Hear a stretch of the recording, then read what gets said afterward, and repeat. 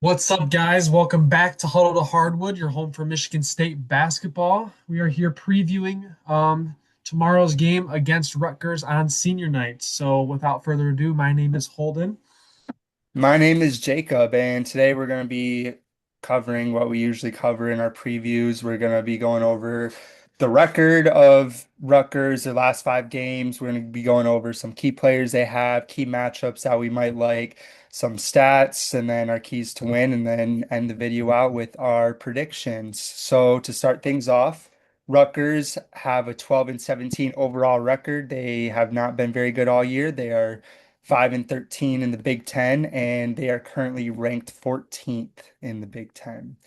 Last in the last 5 games, they've had 3 wins.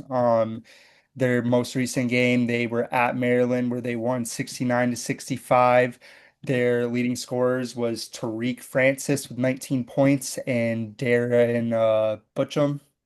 I don't really know how to Aaron say his Buchanan, not name. that hard of a name. It looked hard to me. Pause. Uh, it's Buchanan. Buchanan. He had 14 points. And then they had a loss to Washington where they lost 79 to 72. Lino Mark had 18 points and Darren Buchanan had 17 points. And then they lost to Minnesota at Minnesota 80 to 61, which is crazy. Lino Mark led the way with 16 and Dylan Grant had 15. They had 2 wins in a row in the back half of the 5 games. They had a win at Penn State, 85-72. Tariq Francis had 22. Dylan Grant had 15. And then Maryland was their last win, and they won 68 to 57. Tariq Francis had 21, and Haran Zuro had I 13. don't know. Um, One thing I noticed when I was looking at the stats is they have a lot of dudes come off the bench. They consistently are having 6 dudes come off the bench. Um, and Tariq Francis, he's become a starter Yeah, I was recently. gonna say he was used to be off their Yeah, bench. last time we played him, he had 23 off the bench, and then Haran Zuro had 16 points off the bench too. And I believe Haran is still a bench player, but Tariq Francis is now a starter. And then Lino Mark, who was a bench player majority of the year, he just became a starter like 3 games ago, I believe. But to touch a little bit on the last time we played Rutgers, rough game. I'll let Holden go into a little more of that, but we won 89 to 70 or 88 to 79 in overtime. Jeremy led the way with 29. Cohen had 13. Coop and Jax both had 12 apiece, and our bench had 13 points. And as a team, we had 45 rebounds, shot 8 for 22 from the 3-point line. And this is a pretty crazy stat to me right here, considering we went into overtime, but Rutgers only had 22 rebounds in the game. Crazy. And then they had 10 for 27. So Holden, I'll kick it to you. Yeah, so I mean, I just remember that game being kind of the start to what was like our kind of rough spell for the season. Just like the rough, like we shouldn't have won that game, did, and then we started that rough stretch where, we lost to Minnesota and Wisconsin in there. You're Not in the necessarily second back to back, but just a stretch. rough stretch of like a rough couple of weeks. But yeah, so I mean that game was just ugly from the start. We pretty much were losing almost the entire game by double digits, almost the entire game. We were still down 8 points with 2 minutes and like 40 seconds left, and we somehow, brought it back to tie it up to go into overtime. And you mentioned that Jeremy Fierce had 29 points that game. He did. That was one of those games where he was just like going to the free throw line like crazy. He shot 17 free throws and made 16 of them. So 16 of those 29 points came from the free throw line by itself. Um, and then talking about Francis, I just remember that game. He was just, they had other guys hitting some pretty big shots. I can't remember one of the other guys. They had a role player who kind of like was playing like Kyle Korver, almost coming off screens and hitting some crazy I fadeaway. think it was that Haran Zero guy. Okay, He was their second leading scorer with uh, 16. They were that both makes coming more off the sense. bench. Yeah, him And then yeah, Francis, he was just like kind of like he came off the bench, but yet he still played like 34 or 35 minutes. So I Yeah. don't know why he wasn't really starting at that point. He might have He been was, injured and like was coming back slowly or something. But he's then like, the minutes yeah, doesn't make sense. I don't he's know. been their leading scorer like the whole season. But I just remember that game, he was doing a lot of ISO ball. He was shooting some tough threes, but it was a lot of ISO ball, and he was really controlling most of that game offensively for them. And then I just remember for whatever reason that game, Rutgers just seemed way more physical than us on the perimeter. It seems like we could not Mm, develop any open shots that game. I know we out rebounded them by a lot, but I think on the perimeter they just caused us to not be able to get open looks, and it was just like tough shot after tough shot. I just remember like they were all over our ball screens and we couldn't do anything. I yeah. think a lot of that also contributed to Jeremy Fears going to the line a lot because they were having so much pressure up on the ball screens that Jeremy Fears was able to draw those fouls like he normally did. And stuff. But I think I just remember them being really physical with us, and we were struggling, like I said, just to score the ball. And I think that's why we were down most of the game, and we found it later on. But yeah, just an overall ugly game last time we played them. But I don't know if you have any other thoughts that I Yeah, didn't I touch mean, on there. that was one of the games where, like you said, we were going to our like yearly February stretch and everything. And that was also when like our offense was not moving at all. Like that stretch is the reason why in my keys to win every single game I have movement on offense. And that was one of those games where we had no movement on offense. No one was going downhill. Everyone was standing still on the perimeter. And it, like you were saying, like we had no perimeter shots open. Then our only offense was a pick and roll, which they were really aggressive on, and it took away our whole offense. And we're lucky Divine hit that three-pointer at the end of the I game. forgot about that. Yeah, I didn't Yeah, even mention that. we're lucky that Missed he saved us that game. 'Cause we're not gonna have him this game, so I mean he's completely gonna be forgot able to about that. save It's us. actually crazy. Yeah. So I mean it was just a really ugly offensive game, and yeah, we just struggled to move the ball and create for ourselves. But going into the next thing, like we already touched kind of on the key players like Tariq and like our guys. So what are some matchups you'd like to see this game? Yep. So on Tariq Francis, he's a 6'1" point guard. He's averaging 16 and a half points a game. So he is similarly sized to Jeremy Fears. So I would expect to see a lot of Jeremy Fears on him. Because I mean, I didn't expect Jeremy Fears to do a lot of the bulk guarding of Braden Smith, and he did a really good job on that against Purdue. So I'm not, I mean, if he can handle Braden Smith for most of that game, I'm sure he's able to handle Tariq Francis. I Mhm. can't remember the first game how that was distributed on who was guarding him for the most amount of time. Can't really quite remember that, but like if Jeremy, gets into foul trouble or if it's not quite working, it's in one of those situations where you'd expect like Jordan Scott to switch on over him. But that would be another interesting matchup if Jordan Scott were to guard him because Jordan Scott would have about 6 inches on him. So you would be able to move laterally with him and then also be able to contest a lot of his shots. So you could see Jordan Scott on him. That would be interesting. But Yeah, like I said, Tariq Francis does a lot of ISO ball, and you can see how Jeremy Fears would want to defend that.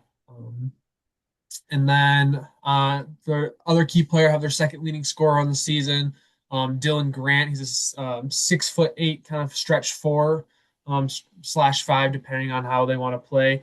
I'd see Jaxon or Cooper on him, probably Jaxon, just because they play similarly. He can stretch the floor to step out and shoot some shots. I think he's averaging like maybe 1 to 2 threes made per game. I think he shoots maybe 3 to 4 per game. I think he's shooting around like 35-40%. So he's a pretty decent shooter from out there. So I mean it's pretty self-explanatory with that matchup. And then with Darren Buchanan, he's a 6'7" wing. He sometimes he steps out and shoots the three a little bit, but I feel like he's more of a slashing kind of inside mid-range kind of guy. So that's the matchup I have pinged for Jordan Scott. They're very similar sized and lengthwise. And I can see them being matched up. One matchup that I didn't put on here that was kind of a story of last game. Didn't write their starting center's name on here. I just when I was combing over their stats, I just remember that you brought up the rebounding battle, And I saw that Jaxon or Carson Cooper had 14 rebounds that game to their starting center's one. He out rebounded them 14-1. So He almost that's had as much as crazy. their whole team did. That's actually. Yeah. So that'll be just another key kind of matchup too. I would expect that, we can get the bigs going in this game again after Jaxon had another big or a big game against Indiana and then Coop coming off that big game against Purdue. Hopefully we can continue to keep feeding the bigs down there. But yeah, those are my key players and matchups coming up for this game. Do you have anything else to touch on, or do you want to move on to the next? No, I think you touched on most of it. There's not really anything that really speaks to me besides like Tariq, and I think Jeremy can handle the business there. And if not, Jordan Scott's fine too. So I don't really have anything for the matchups, but we can move on to the stats. So they're kind of an interesting team when it comes to stats. So for those who don't know, their coach is very like famous for like wanting to do old school basketball. He hates the three-point shot. He's come out and said it so many times. His whole offense revolves around the paint, and the stats show it. They average only 23-point attempts a game. Um, Seems like when we played them though, they just kept shooting, launching threes, which Yeah, is I mean they only average 23 pointers a game and make about 6.7, about 7 3-pointers a game is what they make. So yeah, they don't really a lot of their games in the paint and rebounds per game, they average 33.3, which did not show when we played them last. They average 70.2 points per game, not very good. They give up 80.3 points per game, not very good, and their defense ranks 111th among other D1 schools in the nation. yeah, but they felt like they clamped us up, so I don't Yeah. understand. So, I mean, what we saw last time didn't resemble what the stats were, but hopefully that was just a fluke game because, I mean, besides the game we played against them, these stats pretty accurately represent what the team does, and hopefully they play like that tomorrow. So, but yeah, moving on to keys to victory. What are some things you'd like to see? Yeah, so to start out, I have on here because I touched on it a little bit from last game, but I think we need to be more physical. And then this time it felt like they had us beat there, even though the rebounding numbers don't show it. But I still think they were the more physical team, and it showed for most of that game until the end there. And Tom Izzo teams, Michigan State teams historically are the physical teams. That's what everyone says about us. So the fact that the last time we played Rutgers, we let them out physical us is just disgraceful in my opinion with how bad that they are this year. So I just have on there be more physical. There's no reason that they should be more physical than us and beat us at what we're good at. So that's my number one thing on here. I said do another good job of winning on the glass. Out rebounding them by 23 and Coop getting as almost as many as their whole team is kind of crazy. I think we can abuse that again with how well Jaxon and Coop have both been playing. They've been also great at rebounding. So I think we crashed the offensive glass and the defensive boards this game, and we just get like defend, rebound, and run like we're used to. And hopefully, we're gonna have the energy in the building. It's gonna be senior night. Carson Cooper and Jaxon Kohler are going to look to have big games, I assume. So that's like the next thing I have on here. I'm just hoping to have a good game out of the seniors. They deserve it. They've done a lot for this program. I want to see them go out with, a bang in the Breslin. So I'm really, really pulling for them against Rutgers on senior night. So I'm really hoping to have a big game.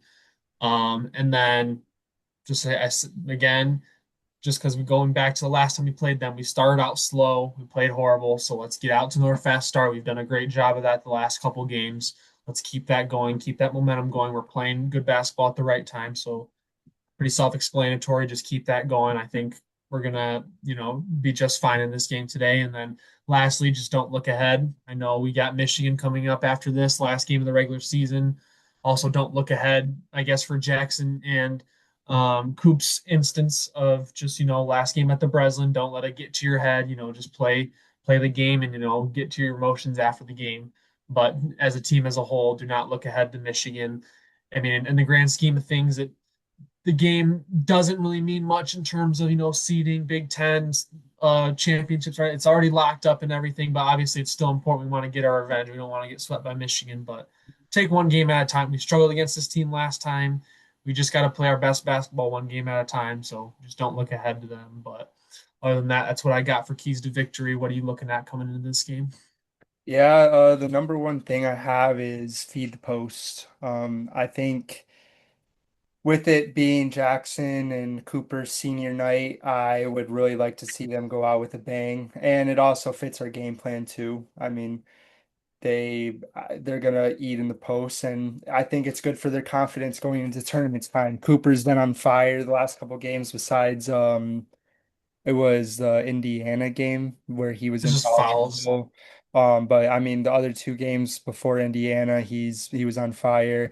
So I'd like to see him keep getting the ball in the post. Jackson, he finally came alive against Indiana, and I would like to see him keep that momentum, especially heading into a big game against Michigan at the end of the year, and then going into March. So I would like to see our seniors go out with a bang, and on to the classics movement and offense. It's been great. We've been doing a And lot we've been better. doing really well the past 2 or 3 games with moving on offense. And I think Indiana was one of the best I've seen this year, oh just yeah, in we were terms. moving the ball, we were doing off ball movement, and yeah, we weren't standing still, and we were actually like helping each other create. So I really like that. I want to keep that same energy going into this game. Don't play timid, come out with energy. It's senior night. For the guys that aren't seniors, play hard for your seniors. I mean, you grew up in the program with them looking after you, help them go out with a win. So I think it's really important to play extremely hard for them because that night should mean just as much to you as it does to Coop and Jackson. So I think that's important. This one I'm not really too concerned about, but rebound the basketball again. I mean, we destroyed them on the boards last time, so keep doing it. And like you said, don't overlook them. I know this is kind of like a weird trap game. Like we have a big game against Michigan, but just take care of business. Like I was already talking about, take care of your seniors, go out with a win. And the last thing, protect the paint. Let them beat us by the three because we know their whole scheme is to get post play and mid ranges, and because that's what their coach likes to do. Now, if they start shooting threes and start making them, obviously make that adjustment, but that's not their game. So make them uncomfortable and have to shoot those threes in order to try. So, with that being said, Holden, what is your score prediction? Yeah. So I do have the privilege of going to this game. I'm very excited. My cousin gifted me with his own tickets because for some reason they made senior night on spring break. So interested to see how that goes, but I'm grateful nonetheless because I've always wanted to be a part of the zone pretty much since I was a kid. So I'll be in there. Look for me on the screen, jumping up and down, screaming, "Oh!" So I'll be in the arena providing some energy, but all in all, I think it's going to be a much different story, hopefully, than the last time that we played them. I think the energy is going to be in the building. I think we're playing a lot better than we were the last time we saw them. I'm not sure what the spread's looking like for this game quite yet, but I would imagine it's like Oh, I think close. it opened at like 20 and a half. Okay, wow. I So heard. I guess technically I'm gonna have Rutgers covering the spread, but if it's 20, it's not gonna be by that much. But I do have the final score being Rutgers 62, Michigan State 81. So I have about a 19-point victory for us. Um, but yeah, hopefully it looks nothing like the last time that we played them, and we just beat who we're supposed to beat by how much we're supposed to beat them. But yeah, looking forward to being at that game, and yeah, The spread right now is minus 19 and a half. So it went well, down a point, but have it yeah. Michigan State by 19, so they're covering by So half point on mine. I have Michigan State covering the spread. I have MSU winning 85 to 63. Not too far off. No, Not not too at far all. from each other. Yep. So, all right. Well, I think that's gonna wrap it up for us. Thank you guys for watching. Subscribe for more content. Comment below who you think's gonna win and how much we're gonna win by, and go green. Go white.